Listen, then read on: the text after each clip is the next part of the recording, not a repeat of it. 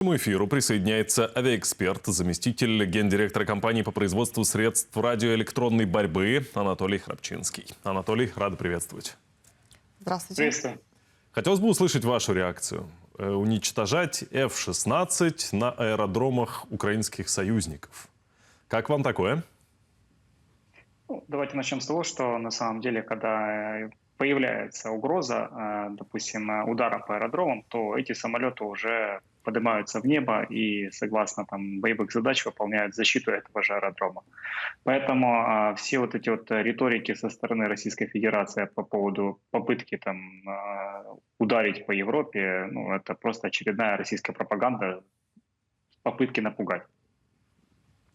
Как бы вы могли прокомментировать изменение тактики Российской Федерации в атаке на Украину? Потому что в последнее время мы видим, что стали бить по каким-то конкретным целям. Те же теплоэлектростанции под прицелами, конкретные города. О чем это говорит?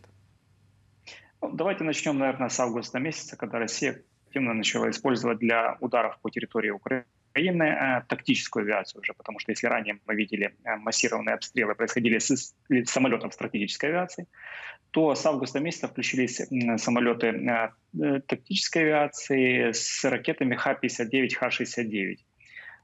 Министр обороны Российской Федерации неоднократно настаивает на увеличении радиуса действия таких ракет, чтобы они били дальше, чем 250-300 километров.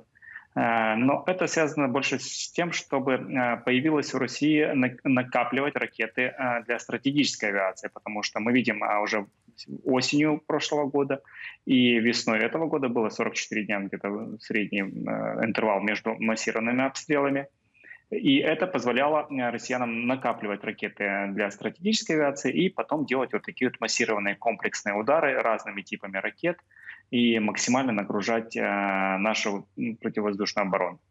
В принципе, мы наблюдали, что последние обстрелы производились с учетом, допустим, на один город. Если вот 4 последних обстрела происходило по принципу сначала Киев они пытались пробить, потом Днепрогэс, потом Западная Украина. Ну и тут очень важно, что во время последнего обстрела была активно задействована тактическая авиация. И было поднято близко одной эскадрильи тактической авиации самолетов Су-34 или Су-35, и были задействованы порядка 10 ракет Х-59, Х-69. Что бы это могло бы обозначать? В принципе, стратегическая авиация предполагает перед собой эксплуатацию и использование для дальних целей. Ну, это наследие Советского Союза, и Советский Союз всегда планировал воевать с Соединенными Штатами, с Великобританией, поэтому он рассчитывал на то, что у него будет вооружение, которое сможет летать на расстоянии 5500 километров, если мы говорим о ракетах, и о самолетах с боевым радиусом действия от 6500 до 12 тысяч километров. Эксплуатировать в таких условиях, допустим, во время войны по территории Украины, где расстояние там, максимальное до 800 до 1000 километров, это нерентабельно, потому что это дорого. Ну и плюс заканчивается ресурс. Ну а поскольку мы видим, что Россия активно пропагандирует готовность воевать с НАТО, то им нужно, наверное, экономить эти ресурсы, потому что они им пригодятся. Хотя неоднократно, опять же, возвращусь к словам Шойгу о том, что нужно увеличивать дальность ракет, потому что есть нюанс. Нюансы на самом деле вот это вот ограниченность ресурсов стратегической авиации. И мы видим же, Россия активно начинает использовать тактическую авиацию и пытается как-то придумать что-то, чтобы ракеты начали летать дальше с тактической авиацией. В данном случае F-16 являются решением? Частичным хотя бы решением имеется в виду?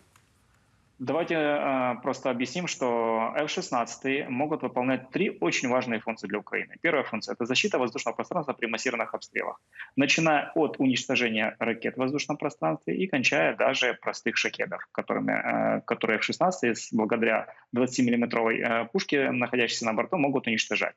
Ракеты и все остальное, все, что будет вокруг этого самолета на расстоянии 300 километров, может быть легко уничтожено бортовыми средствами поражения. Если мы говорим о линии фронта, опять же, даже в минимальной комплектации Блок 42 300 километров радиолокационных систем позволяют уничтожать воздушные цели. То есть мы говорим о том, что мы можем отогнать российские самолеты от линии фронта на 300 километров. При этом мы можем активно использовать по наземным технике в районе 100 километров ракетами, отрабатывать ракетами воздух-земля. И не следует забывать о стратегических целях на территории Российской Федерации, а это большинство заводов «Радуга», «Арсенал-54», который делает КАБы, «Радуга» делает ракеты Х-59, Х-101, и большое количество стратегических аэродромов, которые находятся в зоне до 1000 километров от границ Украины. По этим целям можно отрабатывать благодаря ракетам «Джасамс», которые имеют дальность действия 1000 километров и очень хорошо будут отрабатывать. Поэтому на самом деле F-16 очень сильно усилит наши возможности и даст возможность все-таки решать более глобальные стратегические задачи уже на удалении. Не только на линии фронта пытаться отогнать врага, но и решать стратегические вопросы, которые сейчас мы пытаемся решать средствами своих ударных БПЛА. Появилась информация, об этом сообщает Бильда, что террористы могут атаковать матчи Евро-2024 по футболу в Германии. Делать это могут с помощью дронов. И вот издание сообщает, что война в Украине и нападение хуситов на гражданские суда в Персидском заливе свидетельствуют о том, что беспилотники в последнее время превратились в грозное оружие. Как вы рассматриваете возможные риски относительно таких атак дронов на футбольные матчи?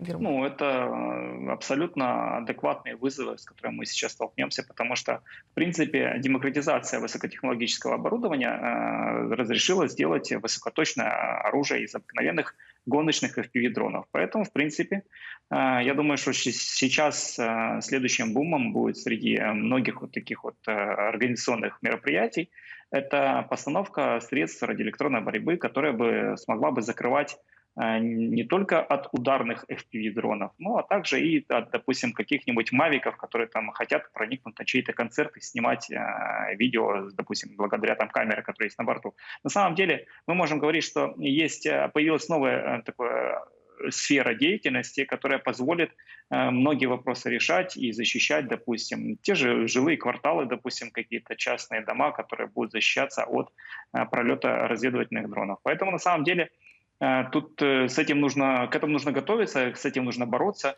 Да, возможно, есть новая ниша для законодательных норм, там, запрещающих эксплуатацию или продажу каких-либо дронов коммерческого значения. Но тут, как говорится, это уже стоит задача перед Европой. У нас задача сейчас стоит защитить наших военных в окопах от этих FPV-дронов. Да, и в любом случае это опять же касается в том числе и средств радиоэлектронной борьбы. На данном этапе какие средства радиоэлектронной борьбы чаще применяются? Западного производства или украинского производства? Насколько продвинулась Украина в вопросе производства тех самых рэбов?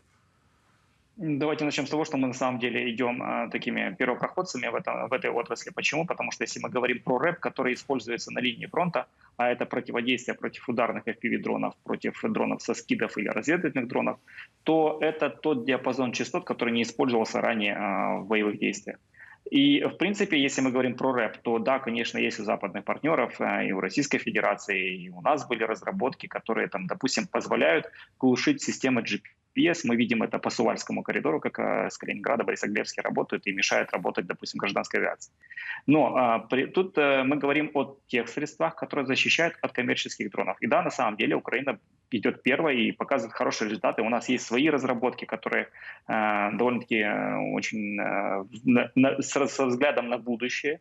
И большинство именно в окопах находится больше украинских разработок, чем, допустим, каких-то там западного образца. Да, есть техника западного образца, но она используется для больших глобальных задач, допустим, про действия на 5, 10, 15 километров. Хотя и у нас тоже есть хорошие продукты, которые работают на дальность и до 20 километров. Поэтому, в принципе, я думаю, что после победы мы сможем предложить нашим западным партнерам защитить нашу продукцию в качестве защиты тех же самых футбольных стадионов. Ну что ж, развитие продолжается. У Украины иногда это вынужденное развитие, поскольку направление защиты от, в частности, вражеских дронов и другого вида вооружения, но, тем не менее, это тоже своеобразный прогресс. Спасибо большое. Спасибо за то, что прокомментировали ситуацию. Спасибо за предоставленную информацию. Анатолий Храпчинский, авиаэксперт, заместитель гендиректора компании по производству средств радиоэлектронной борьбы, присоединялся к нашему эфиру. Спасибо большое. Спасибо.